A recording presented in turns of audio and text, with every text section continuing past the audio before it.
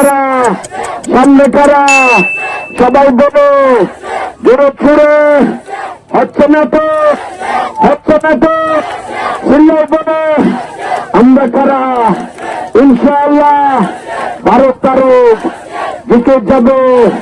সবাই বলে জানিয়ে দি, বুঝিয়ে দি, শিখিয়ে দি, ইনশাআল্লাহ ভারত যাবে। মার্কা আছে, স্লোগান হবে, মার্কা আছে, ও কোনসে মার্কা, আমরা কারা, তোমরা কারা, সামনে কারা, সবাই বলো জোরে ছুড়ে, হচ্ছে না তো, হচ্ছে না তো, চিল্লাই বলে আমরা কারা, ইনশাআল্লাহ ভারত তারক জিতে যাবে। সবাই বলে জানিয়ে দি, বুঝিয়ে দি। এই দেশে যাতে আর কোনোদিন ফ্যাসিবাদের উৎপত্তি না হয়, অগণতান্ত্রিক শক্তির উৎপত্তি না হয় এবং স্বৈরতন্ত্রের কোনোদিন যেন উৎপত্তি না হয়, সেরকম একটি সংবিধান আমাদেরকে সংশোধনী আনতে হবে। সেরকম গণতান্ত্রিক প্রতিষ্ঠানগুলোকে শক্তিশালী করতে হবে, যাতে করে এই গণতান্ত্রিক প্রতিষ্ঠানগুলো গণতন্ত্রকে পাহারা দিতে পারে, সাংবিধানিক প্রতিষ্ঠানগুলো গণতন্ত্রকে রক্ষা কবচ হিসাবে কাজ করতে পারে। সেজন্য আপনাদের প্রতি আমার অনুরোধ, আগামী দিনের যে নির্বাচন, এই নির্বাচন হচ্ছে বাংলাদেশের বাক বদলে দেওয়ার নির্বাচন, আমাদের আপনাদের সবার ভাগ্য পরিবর্তনের নির্বাচন। এই দেশের সবাই সাম্য, মানবিক মর্যাদা এবং সুবিচার চায়, সেটা প্রতিষ্ঠা করার নির্বাচন আগামীর নির্বাচন। অনেকেই প্রশ্ন করতে পারেন, আপনারা প্রতিদ্বন্দ্বিতা করছেন কাদের সাথে, তাদের বক্তব্য কি, তাদের কর্মসূচি কি? আমি জানি না তাদের কর্মসূচি কি, কিন্তু তাদের বক্তৃতা বিবৃতি যা দেখা যায়, সেখানে শুধু ধর্মের নামে তারা রাজনীতি করতে চায়, ধর্মের ওসিলায় তারা ভোট চায়। তা আমরা সবাই নিজ নিজ ধর্ম পালন করি।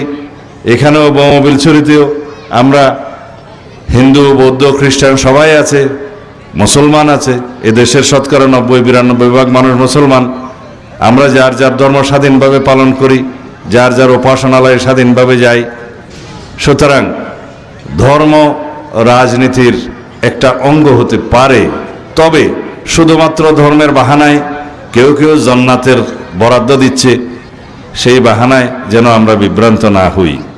কারণ এদেশের মানুষ, এই সমস্ত ভূখণ্ডে যারাই আমরা বসবাস করি, ধর্ম, বর্ণ, জাত পাত, ভাষা, সংস্কৃতি নির্বিশেষে আমরা সবাই বাংলাদেশি। এদেশের মানুষ, আমাদের সবার অধিকার সমান, সাংবিধানিক অধিকার সমান, গণতান্ত্রিক অধিকার সমান। আমাদেরকে মানবাধিকার এবং গণতান্ত্রিক অধিকার সমুন্নত করতে হবে, প্রতিষ্ঠা করতে হবে। সবাইকে বাংলাদেশের মালিকানা ফেরত নিতে হবে। এই মুক্ত, স্বাধীন, গণতান্ত্রিক পরিবেশ আনার জন্য আমাদের সন্তানদের রক্ত দিতে হয়েছে, শত সহস্র জীবন দিতে হয়েছে।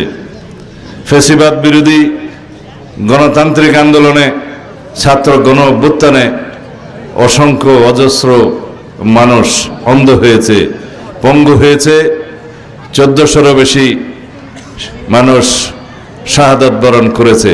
তারপরে আমরা এই গণতান্ত্রিক মুক্ত পরিবেশে আসতে পেরেছি।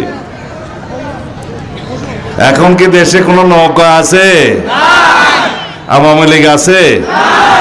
কিন্তু আমরা সবাই সামাজিকভাবে একসাথে বসবাস করতে হবে।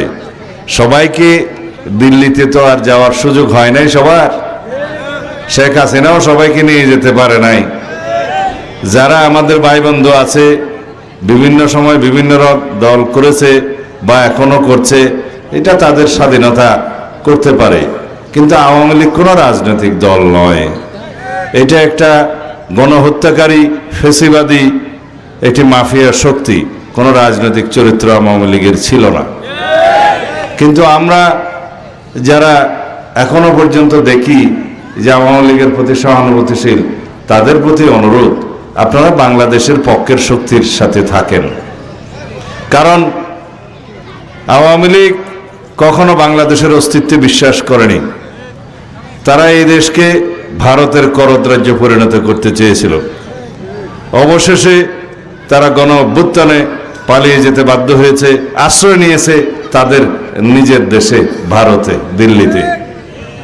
সুতরাং যারা আগে আওয়ামী লীগ করতেন তাদের নিশ্চয়ই ভুল ভেঙেছে। তারা বাংলাদেশের স্বাধীনতায় বিশ্বাস করবে, বাংলাদেশের গণতন্ত্রে বিশ্বাস করবে, এটা আশা করি।